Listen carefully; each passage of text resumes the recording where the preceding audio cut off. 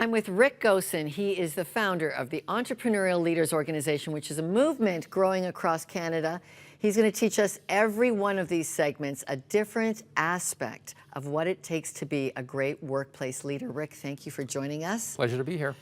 You're called. You think God has an interest on what we do with our work lives. Explain that. Well, I think one of the most important issues for business leaders is this notion of calling. What we found in our research is that most people don't understand calling. So the way we explain it is there's a general call and a specific call. All believers are called to various things as explained in the Bible, but there's also specific calls that relate to your particular expertise. We also believe that calling is not separated between the sacred and the secular. So we believe that all business people are called. Okay, how do you not separate what we think of as the sacred and the secular? Right. So I know Colossians says the earth is the Lord's and everything in it. It's over one of our, Master University has as its logo. Mm-hmm. But in the real world, how do you make that work? Well, I think it's a big challenge because I think the church actually reinforces the notion that there's this duality between the people who are called, let's say, to full-time ministry and then those who are called to the business world.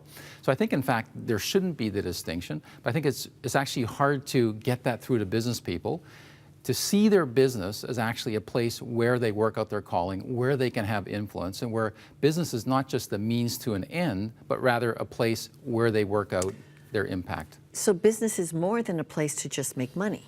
Right. Well, I know it should make money, but, right. But what else should business do? Well, that's a great way to look at it because a lot of people used to think that the purpose of business was just to make money. So Milton Friedman in 1971 talked about the sole purpose of business is only to make money.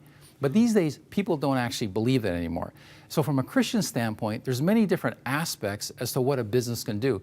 So it actually not only makes money, but can serve the community, and you can actually have a great evangelical impact among the people you come in contact with. Be an example of that, of where a business is doing something that's, yes, it's profitable, but you're actually doing a difference with your skill that touches God's globe in a way right. that only a Christian could do. Right. Well, I think one great example is Misty who you know and you've interviewed yes. on one of your shows. Yeah. So Misty has this concept of more than just dancing. So what she discovered is that when young girls got involved in dancing, it was not always done in a pure manner. So she came up with a program to actually have pure dancing, really rooted in biblical principles, and developed the whole system around licensing her approach to dance studios throughout the world, mainly in the US, and she now has around 70,000 people in her program. Children, I know, it's an amazing thing, and she's changing the shape of dance culture for children mm-hmm. because she's bringing her Christian heartbeat to it. Mm-hmm. Okay, Rick GOOSSEN, thank you very much for Marketplace Matters. We'll see you again next time. Our topic is going to be understanding our meaning of work. That's next time.